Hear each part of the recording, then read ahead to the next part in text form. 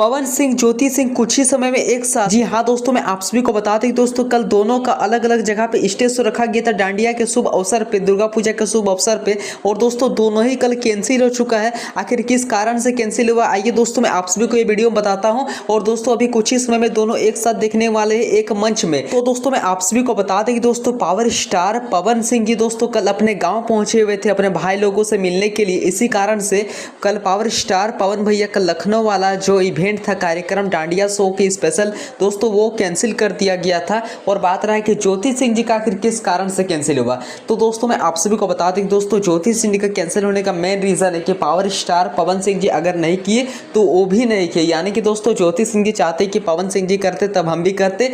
और दोस्तों मैं आप सभी को बता दूं कि अभी अभी एक अपडेट मिला है भोजपुरी इंडस्ट्री की ओर से कि ज्योति सिंह जी एंड पवन सिंह जी आज रात 10 साढ़े 10 बजे एक साथ देखने को मिलने वाले एक मंच में डांडिया शो का इवेंट में। अब देखिए क्या होता है आने वाले समय में।